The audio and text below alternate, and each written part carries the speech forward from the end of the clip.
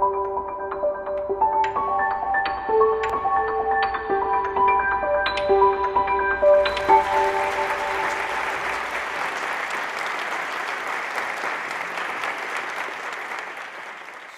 have a 4-year-old granddaughter who has absolutely no problem in believing that a pumpkin can be made into a coach or that Elsa can create an ice castle out of nothing. Well, when we become adults, we have a tendency to lose that expertise. We become very certain of what is and what is not possible. And we also lose our patience for the unknown. Well, I was raised on a farm in Idaho, and I can remember as a young boy, I was asked by my mother, "What do you want to be when you grow up?" And I thought about it for a minute, and I said, "I don't think the job I want exists yet." Well, if you ever want to really frustrate a very practical Idaho farm wife, that's the way to do it. In that particular time, I think that's when I began to learn about what it takes to make magic. Well, what is magic? Well, there's lots of definitions of it, but what I want to focus on is what it takes to make magic. I've boiled that down into these 3 elements: inspiration, creativity, and faith. I guess you could call it my magic formula. But in 1971, I was this impossibly young employee of Disneyland in California. And I was a part of the entertainment division. The entertainment division was responsible for live shows, parades, fireworks, and special events. And in that same year, Disney was building this theme park in Florida, and I was sent to Florida during construction to be a part of a special team that would be responsible for the special event for the Disney company, the grand opening of Walt Disney World. Among other projects, I was assigned to build and operate the Electrical Water Pageant. Now, the Electrical Water Pageant is basically a parade of floats on water, and it was something that had never been done before. It was to be a one-night event only. It was to take place on the Seven Seas Lagoon, and it was to be for this big luau of specially invited guests that would be held on the beach of the Polynesian Hotel. Well, the water pageant consists of 14 barges, and each one of these barges has a screen on it that's 25 feet high. And the screen's covered with chicken wire, and there are these Christmas lights that are placed on that in the outline and shapes of various imagined and real water creatures. Well, each barge is about 70 feet long, and that meant that the entire parade or the water pageant was about 1,000 feet long. And so we divided this into 2 strings of 7 barges each. And on each barge, there were these tongues that connected the barges together, and the connection point was a ball hitch type arrangement. And what this did, it allowed the barges to pivot independently. We also put 2 outboard motors on the lead barge of each string, and that was what was used to propel the water pageant across the lakes and the lagoons of Walt Disney World. Sound easy? Sure. Not really. You see, whenever that lead barge slowed down or stopped, all the other barges jackknifed into each other. And instead of having a floating parade, we had this floating mess. And so we were running out of time, which we always do. And so we contacted these watercraft experts, and they all told us exactly the same thing. They said, what you're trying to do is impossible, because a float or a string of floats on water are not going to act like a string of trailers on land. They're always going to run into each other. Well, we already knew that.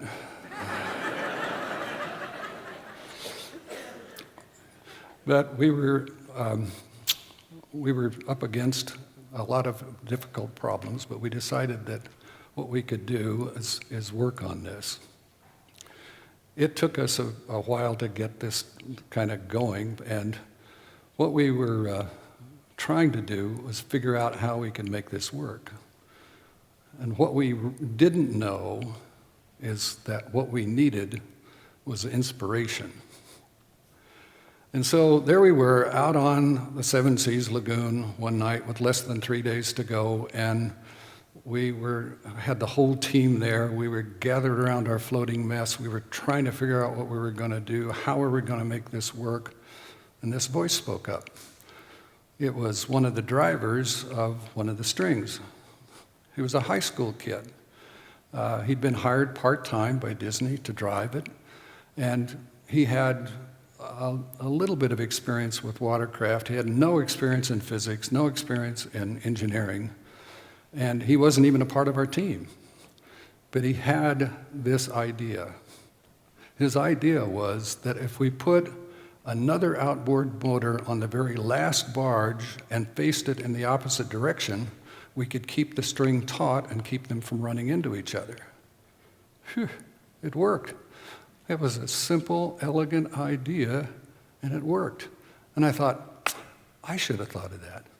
My team should have thought of that. All those experts should have thought of that. But they didn't.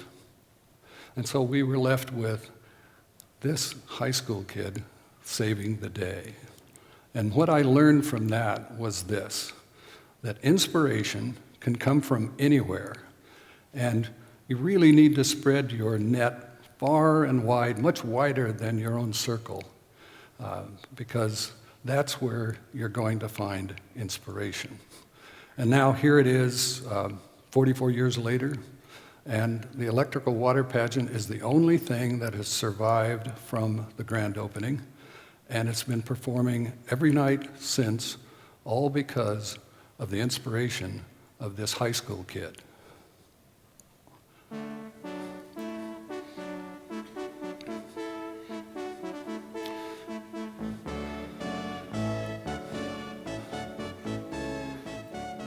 Well, my boss at the time was a man named Robert Yanni. He was the head of the entertainment division.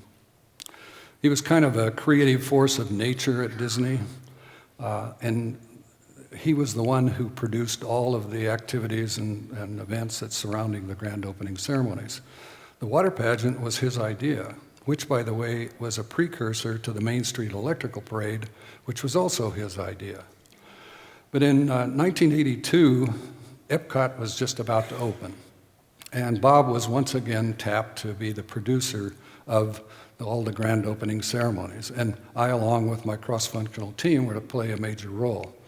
Well, Bob's vision was that we would have these, we'd have a number of elements involved in the show that would take place on the 40-acre World Showcase Lagoon, and it involved at least 4 of these floating, self-propelled fountain barges. And these fountain barges had lots and lots of equipment on them. They were very, very heavy. And our team was tasked to figure out how to make them float and how to operate them. These barges were something that we, as far as we knew, had never been done before. Well, we set in about to work all of this out, and while we were working on trying to figure this out, we came up with our own idea. We had this idea that if we put an outrigger on each one of the barges and we shot fireworks off of it, we could add a whole lot more oomph to Bob's show. Well, we weren't quite sure how Bob would react to this. After all, we were messing around with his idea. But instead of him being resentful, we were surprised by the fact that he welcomed our ideas and he even thanked us for them. And I learned a real secret right there about Bob and about his ability to make magic. He realized that creativity is a team effort. It's not the sole domain of a single individual. So it took us a while, and we went to work on this thing, and it was a lot more work than we expected. But that's kind of one of the unglamorous parts of making magic, is hard work. But we finally got these barges floating, and over the years, there have been many iterations of this show, but each one of the iterations has included these fountain barges and fireworks. And the very latest iteration that we have of this show has been voted the most popular show in America, the outdoor show in America, for the last 12 years.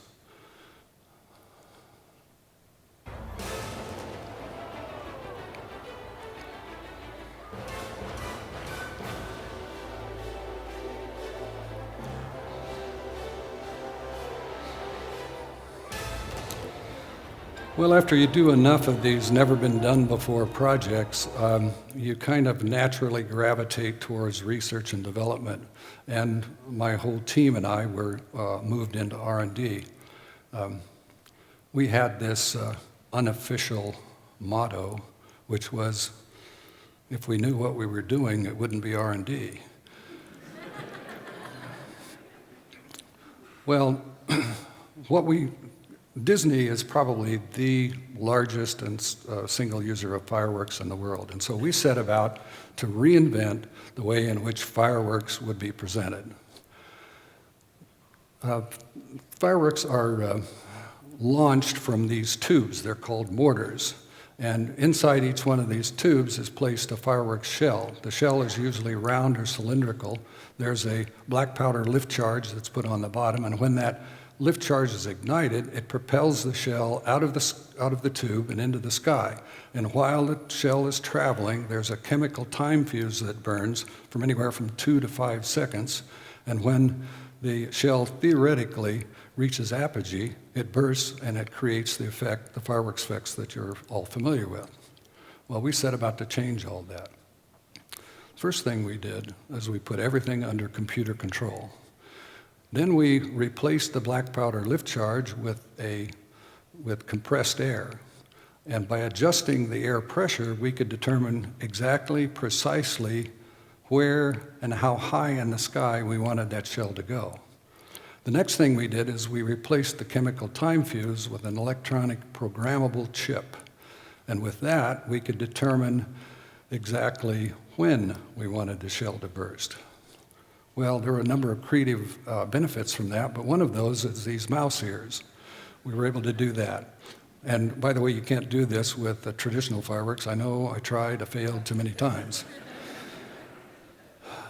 But we then demonstrated this technology at Walt Disney World, at Disneyland Paris, and at Disneyland in California. There were a number of other benefits besides creative. There were environmental benefits, there were financial benefits, there were safety benefits. But despite all those advantages, it would take 15 years before this technology would be realized. And Disneyland was the first one to actually implement it, but they didn't do it until just before I retired. What we did at that point, and what was going on at that point, was that we were trying to get this involved and put in various places. But this brings me to the last element in our magic formula, and that's faith. You see, no matter how good your idea is, there's always going to be these influences, some of them outside of your control, but they're going to resist your ideas. In this case, we were up against and at the mercy of old traditions and old practices. Well, sometimes you can overcome these influences quickly. Sometimes it takes a little longer. Sometimes you might not be able to. But whichever it is, you're going to need faith and patience, and just like hard work, you're never going to know exactly how much you're going to need. Well, I guess after I've done all these magic projects, you might think I'm a little jaded, but actually I believe in it a lot more now than I ever have before. You see, it's because of all those people, those wonderful people that I worked with, people that were creative, people that were able to do things, people that had this unbounded faith that we could actually do the impossible. We could make magic. this time that was spent doing this was something that was extremely valuable for me, something that I learned a tremendous amount about. So here we are. It's a time when magic is something that's everywhere. It's available to all of you. It's out there. It's a matter of combining all the elements that you have available to you to make it happen. And that's not to say it's easy. It's not. But it's what makes magic so valuable.